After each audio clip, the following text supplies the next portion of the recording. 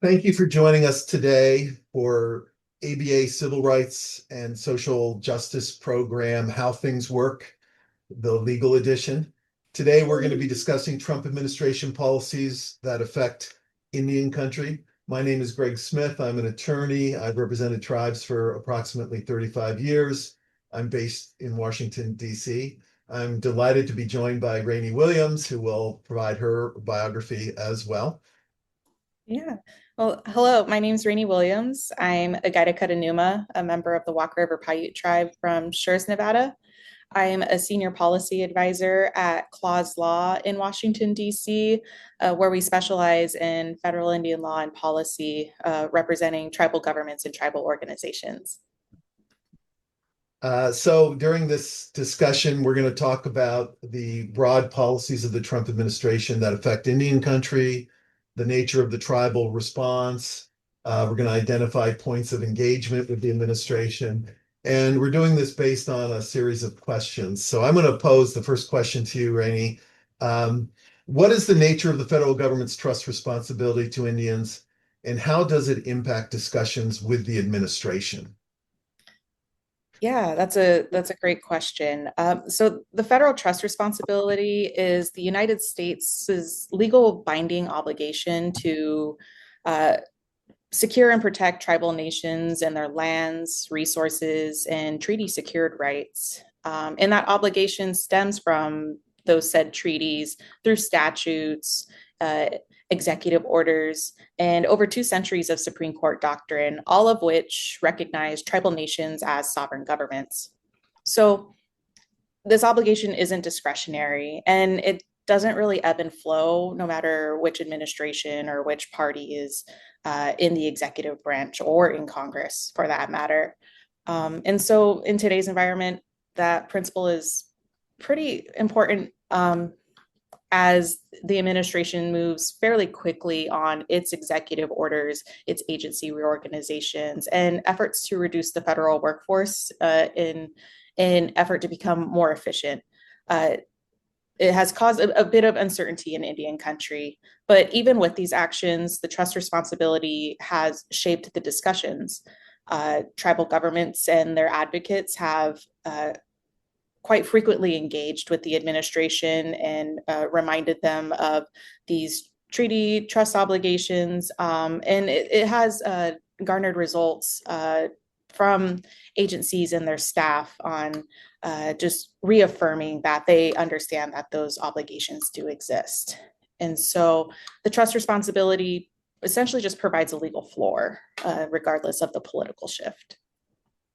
I think some unique to Indian country within the United States is that almost all of our work is framed in a government to government relationship, Yep. of which the twin pillars are recognition of tribal sovereignty, but also recognition of the federal government's trust responsibility. These principles, in my research, are ultimately rooted in principles of international law that have been domesticated over time, which is part of the reason why Indian law is very distinct, and the rules differ from what you see in other parts of federal law and practice. Yeah.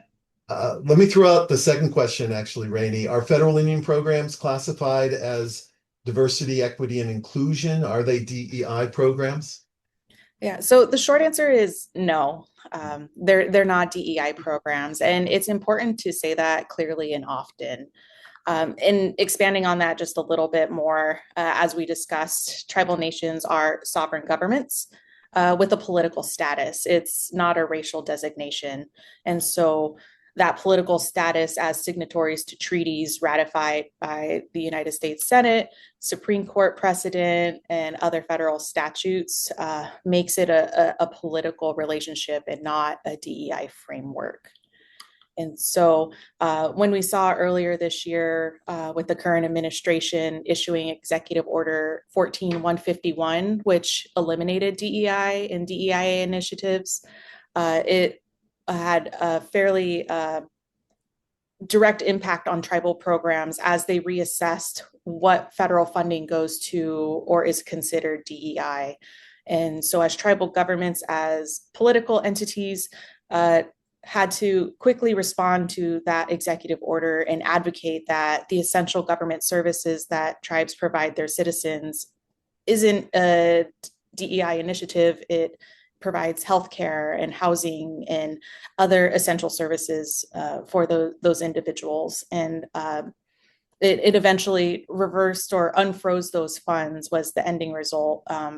But that was due to advocacy from tribal leaders and their legal counsels advising them to approach this administration and just work as a government to government partner and remind them of that obligation. I think it's worth noting that of the hundreds of volumes of US Code, Title 25 is 5 volumes. Title 25 is the Indian section of the US Code. We do have to explain to people that those are not race-based laws. They are based on this government-to-government relationship and should be evaluated within that standard. And the advocacy with the Trump administration to explain this history by tribes was very successful. At least 3, maybe 4 agencies have now issued statements that they understand that these programs are actually implementation of the trust responsibility within the context of the government-to-government relationship, and they are not DEI programs. But it required a lot of education to get everybody on that page. Yeah, and I'd add on the legislative branch of government, the same has happened. You've seen bicameral letters reaffirming and urging agencies to remember that.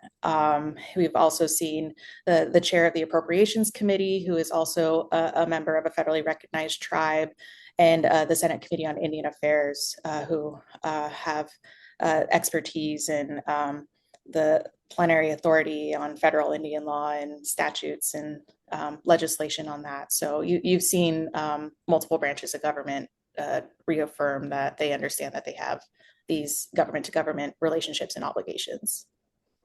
This is well established in court decisions as well, but it is something we have to keep reminding and educating even in the context of court cases, because Indian law is really an anomaly and people come to it not aware of this long history and the impact of the treaties and the many other federal actions and decisions that frame these programs.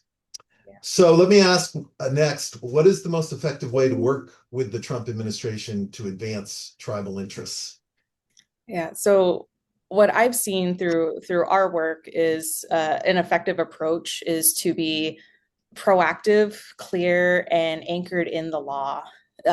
This administration has moved very quickly through their policy priorities, through executive actions, agency reorganizations, and their efficiency-driven directives coordinating with Congress. So when tribal leaders or advocates or those interested in supporting Indian country enter these conversations, I think having a clear legal grounding in those conversations, reminding agencies of their statutory mandates, their treaty obligations, and their trust responsibility.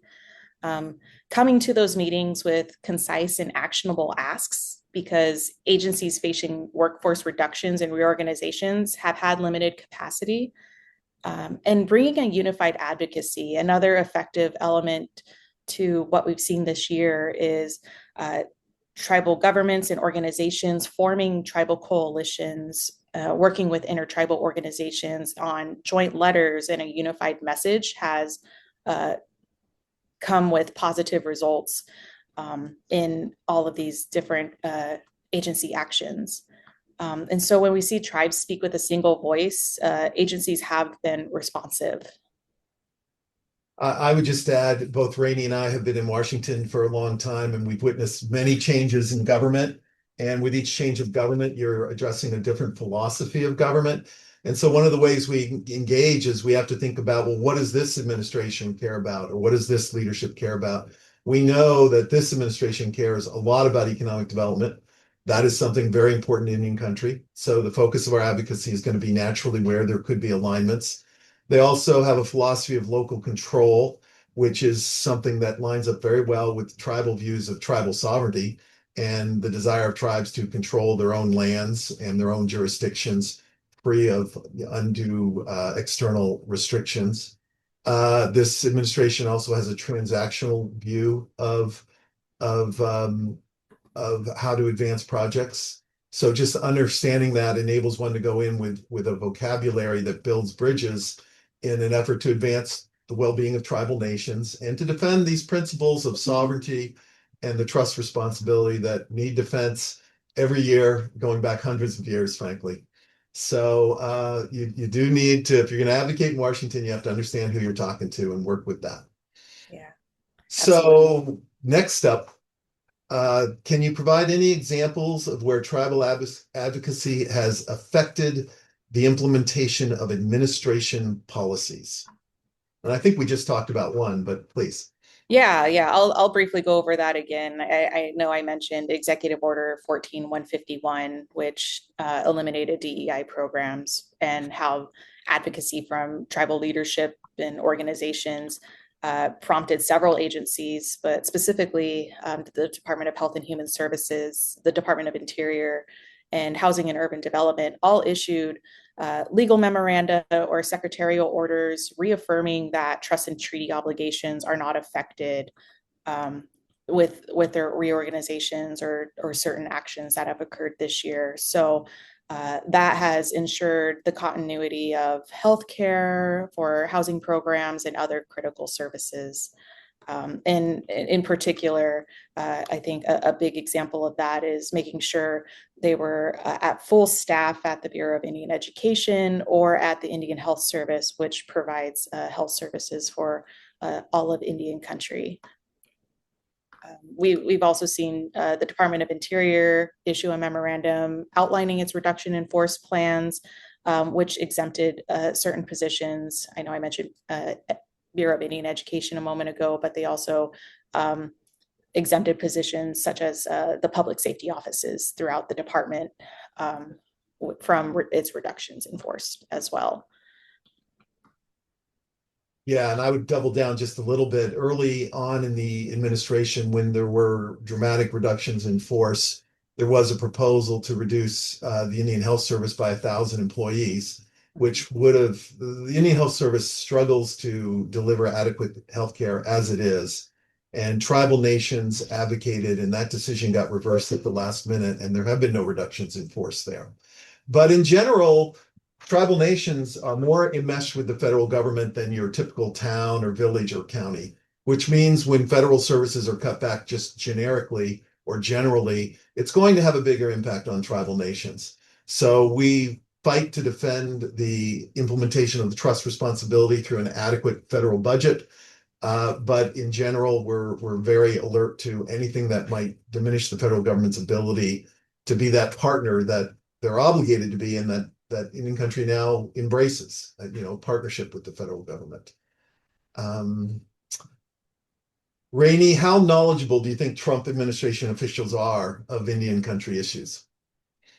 Yeah, I mean, it's not any different than other administrations. You're always going to have a mix of experienced personnel and newcomers who are still learning the legal landscape, let alone the specialization of federal Indian law landscape.